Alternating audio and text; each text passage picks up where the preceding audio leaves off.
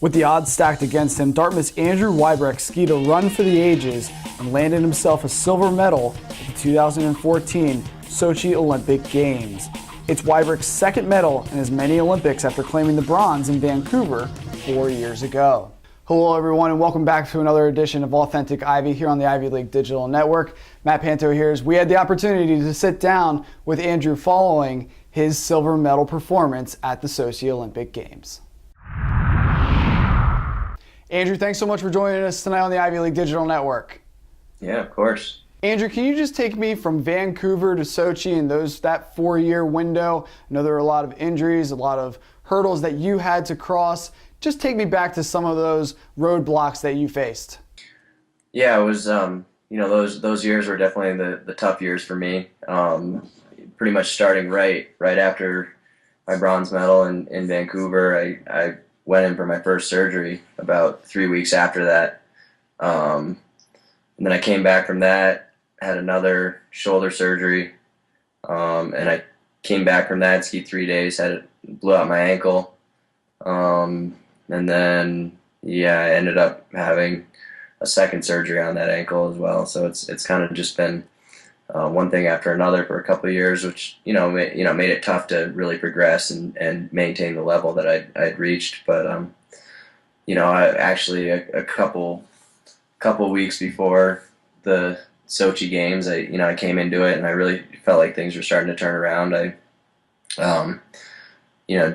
My equipment, everything sort of started working there, and I really figured out some stuff with that. And then, I'm just kind of, I guess it was just the right time. Things really kicked into a different gear, and all of a sudden, I went from feeling like I could ski into 20th every run to feeling like I could ski into the top 5 every run.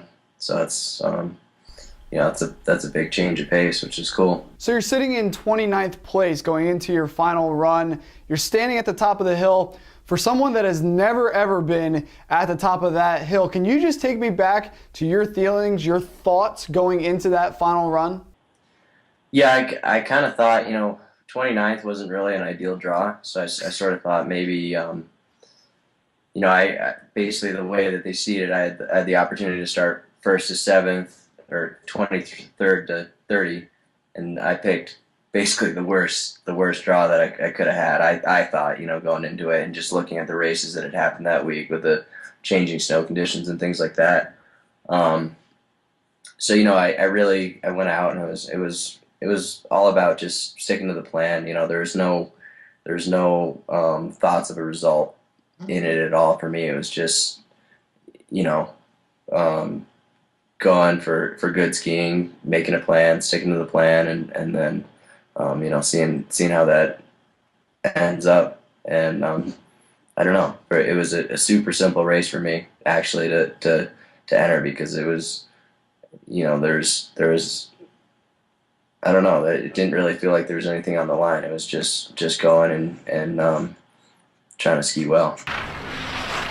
They call him the Warhorse for his all-out style, and Weibrecht just burned up the top of the hill. You get to the bottom of the hill, take a few moments to yourself, and you look at the clock and you realize that you're a silver medalist. Just take me back to maybe when it hit you and what your range of emotions were once you saw that time.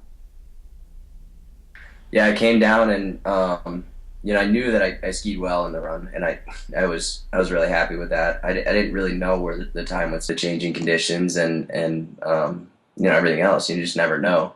The difference between a great run and 10th place can be a tenth of a second, which doesn't really feel any different when you're skiing, but it makes a big difference. So I really took a second just to appreciate the run that I'd skied and sort of just soak that in.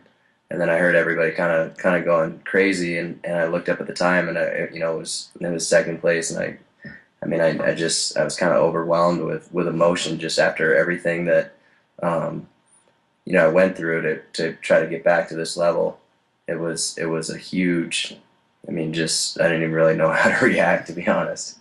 Andrew, sometimes you hear athletes say that they wouldn't change a thing, that almost the injuries that they went through and the hurdles that they overcame to become a silver medalist, it kind of added to the satisfaction once it was all said and done. Is that the case for you? Yeah, I mean, obviously, ideally, I wouldn't go through this process again exactly the same way that it was, but yeah, I mean, it absolutely. So much of this is about the process and about the journey.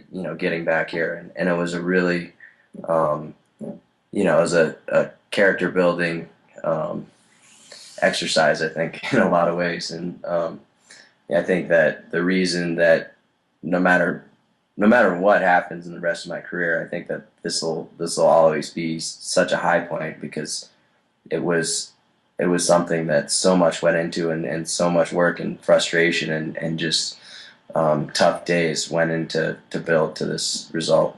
Andrew, as a professional skier and someone that has competed at the highest level, how did your time at Dartmouth, how does that impact you now? I mean, I've always credited my time at Dartmouth to. I mean, I think that's been instrumental with my success. I mean, through the years, not just in this particular result, but down when I was on the North American circuit, and then moving into the Europa Cup and World Cup. I think that having that contrast to my life and that that experience to kind of round me out a little bit has really kept things super fresh and has allowed me to stay really motivated in the sport because generally what I would do is I'd ski 9 months out of the year and then I'd have that 2.5 months where I'd go to school, and it was just such a great release for me to do something totally different that had nothing to do with skiing. And always by the end of those 10 weeks I was like, get me out of here, I gotta go.